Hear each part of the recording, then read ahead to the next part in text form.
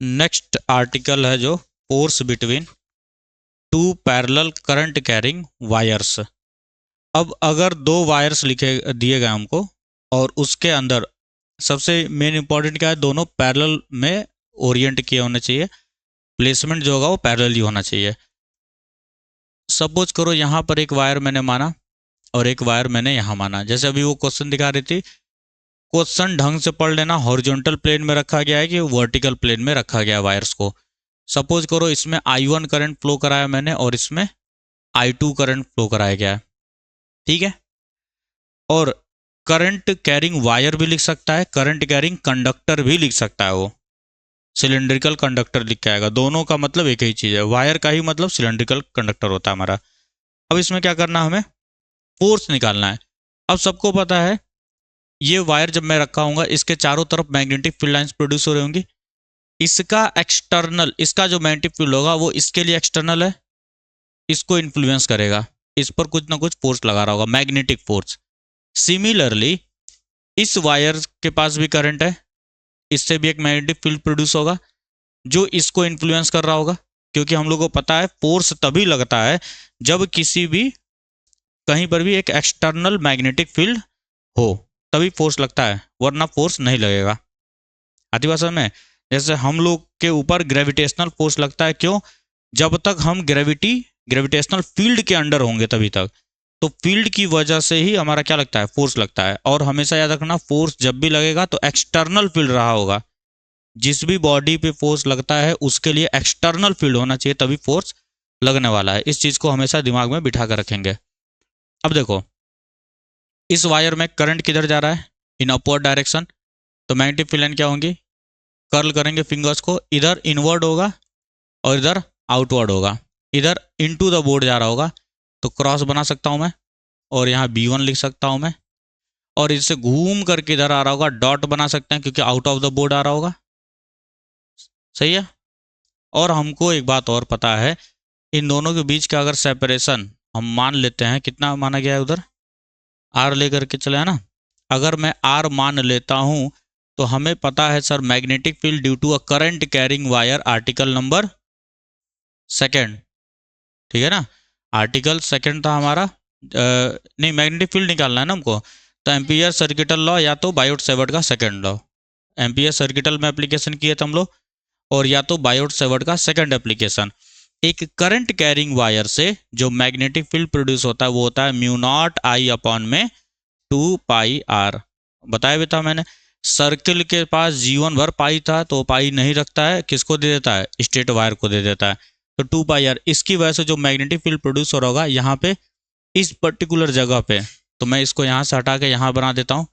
यहाँ पर B1 vector जो होगा, इसकी वजह से जो मैग्नेटिक फील्ड होगा इसके ऊपर कुछ ना कुछ फोर्स लगा रहा होगा। अब ये केस क्या बन गया, conductor placed in an external magnetic field. Second article. पहला आर्टिकल क्या पढ़े थे, magnetic force on a moving charge. Moving charge, एक चार्ज को जब मैं एक्सटर्नल मैग्नेटिक फील्ड में भेजता हूं तो QVB sin थीटा फोर्स लगता है। और उसी तरीके से एक कंडक्टर को जब हम एक्सटर्नल मैग्नेटिक फील्ड में रखते हैं तो ILB sin थीटा लगता है। तो सेम वही चीज, इस एक्सटर्नल मैग्नेटिक फील्ड की वजह से इस करंट कैरिंग वायर पे एक फोर्स लग रहा होगा जिसकी वैल्यू क्या हो जाएगी, ILB sin थीटा होगा। अब यहाँ पे देखो ध्यान से, मैं इसको 1 माना हूं, इस पे 2 माना हूं, इसके ऊपर फोर्स लग रहा होगा। अब ये किस डायरेक्शन में लग रहा होगा उसको हम लोग पहले चेक कर लेते हैं, FBI से। FBI से पहले चेक करते हैं, FBI से फोर्स, मैग्नेटिक फील्ड, और ये क्या है, करंट का डायरेक्शन। यहाँ पे देखो मैग्नेटिक फील्ड कहाँ है, इनटू द बोर्ड है, इनटू द बोर्ड किया, सही है। करंट किधर जा रहा है, अपवर्ड जा रहा है, तो इसको घुमाएंगे उंगली को। थंब किधर आ रहा है, इनटू, अंदर की तरफ आ रहा है क्या, इनसाइड। तो फोर्स क्या लग रहा होगा, इनसाइड लग रहा होगा। और फोर्स की वैल्यू क्या हो जाएगी, force on 2 due to 1, force on second wire due to first wire. तो मैं यहाँ लिखूंगा फोर्स ऑन 2 ड्यू टू 1, सही है। करंट किसका लेते हैं, जिस भी बॉडी को तुम ले रहे थे 2 हो जाएगा। लेंथ किसका लिया जाएगा, इसी बॉडी का लिया जाएगा। और मैग्नेटिक फील्ड कौन सा होता है, एक्सटर्नल होता है ये मैग्नेटिक फील्ड, एक्सटर्नल वाला। तो इस पर कौन इन्फ्लुएंस डाला था, B1 डाल रहा था, ठीक है। और ILB1 ये एल बी वन के बीच में एंगल कितना है 90 डिग्री।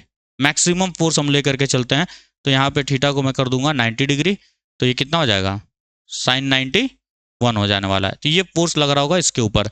अब यहाँ पर एक थोड़ी सी दिक्कत आई। यहाँ पर एक दिक्कत क्या आती थी कि सर ये लेंथ जो आपने लिया था ये एल, ये इसी वायर का लेंथ है। सपोज करो ये इनफाइनाइटली लॉन्ग वायर हुआ तो कहाँ तक लेंथ लेंगे हम लोग। इसी से बचने के लिए हम लोग क्या निकालते हैं, फोर्स पर यूनिट लेंथ निकालते हैं हमेशा। ठीक है, हम लोग क्या निकालेंगे, फोर्स पर यूनिट लेंथ, मतलब force per unit length F21 by L, ये होगा पर यूनिट लेंथ में, या लेंथ को 1 मान लिया हमने, लेंथ को 1, यूनिट लेंथ माना, एल को 1 रख देंगे। क्या हो जाएगा I2B1। सर ये I2 है, B1 की वैल्यू क्या निकाली थी, ये है, ये B1 ही है, B1 है तो म्यू1 I1 हो जाएगा। B1 किसकी वजह से प्रोड्यूस हो रहा था, I1 करंट की वजह से प्रोड्यूस हो रहा था, इसलिए I1 लिख देंगे हम लोग। तो यहाँ हो जाएगा म्यू नॉट I1 अपॉन में 2 पाई R। इसको जरा सा सिंप्लीफाई कर दें तो म्यू नॉट बाई 2 पाई लिख देते हैं, और ये हो जाएगा I1 I2 बाई R। तो ये फॉर्मूला याद रखना, यही फोर्स लगता है। अब सर ये तो कहानी हुई इसके द्वारा, ये भी तो अपना मैग्नेटिक फील्ड प्रोड्यूस कर रहा होगा I2 भी, तो फिर से निकालते हैं। I2 ये ऐसे जा रहा होगा, करंट ऊपर जा रहा है, इनटू द बोर्ड इधर से कहाँ जा रहा है, अंदर की तरफ, ऐसे घूम करके बाहर की तरफ आ रहा है।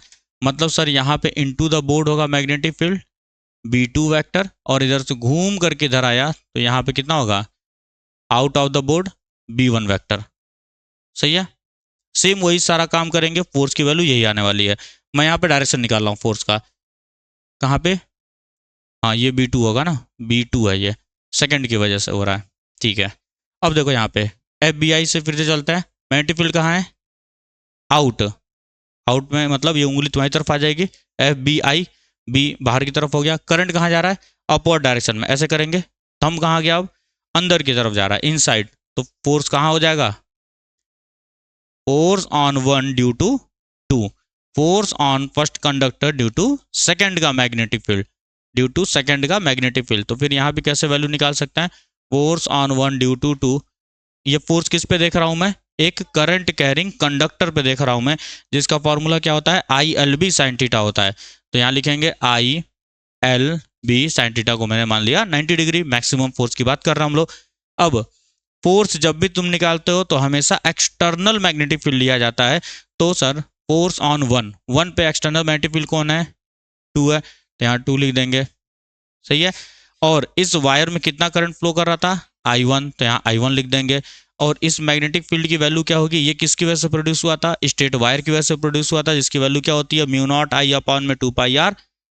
और फोर्स पर यूनिट लेंथ हम लोग देखते हैं, L हटा देंगे यहाँ से, यहाँ हो जाएगा I1 म्यू नॉट, ये मैग्नेटिक फील्ड किसकी वजह से प्रोड्यूस हुआ, I2 की वजह से प्रोड्यूस हुआ था, तो यहाँ पे I2 लिखेंगे, अपॉन में कितने डिस्टेंस पे देख रहा हूँ मैं, R डिस्टेंस पे देख रहा हूँ, 2 पाई R हो गया।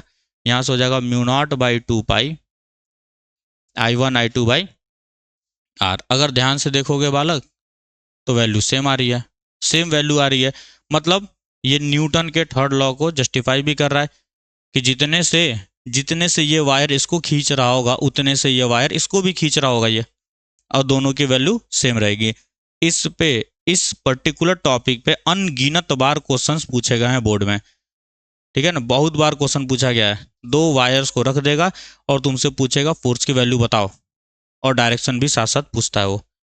तो यहाँ तक ये बात समझ में आ गई। अब अगर मान लो करंट की डायरेक्शन को मैं अपोजिट कर देता, मैं सिर्फ अब फोर्स के डायरेक्शन को बता रहा हूँ, फॉर्मूला ये रहेगा हमारा। सपोज करो वायर ऐसे था, एक में ऐसे करंट जा रहा है, एक में डाउनवर्ड। अब अपोजिट डायरेक्शन में करंट जा रहे हैं, अभी तक क्या था सेम डायरेक्शन में करंट जा रहे थे, अब अपोजिट डायरेक्शन में करंट अगर गया तो क्या होने वाला है, ध्यान से सुनते रहो। अगेन FBI से चलेंगे, सही है ना। सबसे पहले तुम्हें इसका मैग्नेटिक फील्ड देखना पड़ेगा, तभी तो FBI लगा पाऊंगा मैं। FBI लगाने के लिए हमें मैग्नेटिक फील्ड चाहिए होगा, कैसे निकाला जाएगा, देखो करंट अपवर्ड जा रहा है तो thumb magnetic field into the board, इसको मैं 1 बोल देता हूँ, इसको मैं 2 बोल देता हूँ। तो यहाँ magnetic field into the board जा रहा होगा, B1 इनटू द बोर्ड, हाँ क्रॉस है, इनटू द बोर्ड क्रॉस हो जाएगा। अब इसमें देखो मैग्नेटिक फील्ड डाउनवर्ड आ रहा है तो ऐसे जाएगा क्या, इनटू द बोर्ड, और इधर घूम करके आउट ऑफ द बोर्ड, तो हम लोग इसको भी इनटू द बोर्ड, सही है, क्योंकि बिना मैग्नेटिक फील्ड के डायरेक्शन को तुम कुछ बता नहीं सकते हो। इसमें I1 है, इसमें I2 है। अब देखो फोर्स का डायरेक्शन क्या होगा, FBI से चलते हैं फिर से, FBI, ये F है, ये B है, ये I है। मैग्नेटिक फील्ड कहाँ जा रहा है, इनटू द बोर्ड, तो ये वाली जो उंगली है इसको इनटू द बोर्ड करेंगे क्योंकि B है। करंट किधर जा रहा है, अपवर्ड डायरेक्शन में, तो ऐसे घुमा देंगे। थंब किधर है, इस तरफ है कि नहीं है, तो इस पर फोर्स क्या लग रहा होगा, इधर की तरफ लग रहा होगा। Force on 1 due to 2। अगर ऐसे दिक्कत हो रही है तो राइट हैंड थंब रूल से भी निकाल सकते हो तुम लोग। IL क्रॉस B होता था ना, L क्रॉस B कर लो, ज्यादा लफड़ा है तो L क्रॉस B कर लो। L का डायरेक्शन क्या होता था, जो करंट का डायरेक्शन, तो L के डायरेक्शन गए। मैग्नेटिक फील्ड कहाँ है, अंदर है कि नहीं है, तो हाथ को कहाँ घुमाएंगे, अंदर की तरफ। थंब इधर जा रहा है, मतलब ये हमारा फोर्स हो गया। या तो तुम L क्रॉस B से देख लो या तो FBI से देख लो। अब इसमें चेक करते हैं, FBI से मैग्नेटिक फील्ड कहाँ है, अंदर है, तो ये जो है इसको अंदर कर दिया। करंट किधर जा रहा है, डाउनवर्ड, इस उंगली को, और ये थंब कहाँ जा रहा है, अब इस तरफ जा रहा है। तो अगर सर अपोजिट डायरेक्शन में होगा तो दोनों के बीच में क्या होने वाला है, रिपल्सन होने वाला है। अगर करंट सेम डायरेक्शन में मूव कर रहा होगा तो अट्रैक्शन होता है। तो यहीं से हम लोग कंक्लूड करते हैं कि अगर सेम डायरेक्शन में करंट फ्लो कर रहा है तो क्या होगा, अट्रैक्शन होगा, अट्रैक्टिव फोर्स लगेगा। और अगर अपोजिट डायरेक्शन में फोर्स, अपोजिट डायरेक्शन में करंट फ्लो कर रहा है तो रिपल्सिव हो जाएगा। आती बात समझ में इतनी, ठीक है, तो बस ये वाला हो गया। अच्छा मान लो इसी में लेंथ दे दिया होता, फिर लेंथ दे दिया होता, फिर अगर मान लो बोल देता 2 parallel straight current carrying wires of length 5 metre 6 metre 10 metre जो भी बोल दे वो, अगर लेंथ दे देगा तो तुम सबसे पहले इस फॉर्मूले से, ये जो फॉर्मूला है ये फोर्स पर यूनिट लेंथ का होता है, ये पहले निकालोगे और इनटू क्या कर दोगे तुम, लेंथ से मल्टीप्लाई कर देंगे, क्योंकि एक यूनिट लेंथ पे लगने वाला ये फोर्स है। टोटल लेंथ, अगर टोटल फोर्स पूछा गया तो टोटल फोर्स के लिए क्या करेंगे हम लोग, टोटल फोर्स के लिए फोर्स मल्टीप्लाइड बाय जो भी लेंथ दिया गया होगा उससे हम लोग मल्टीप्लाई कर देंगे। समझ आ गई बात, तो बस इतना ही रखेंगे इसमें।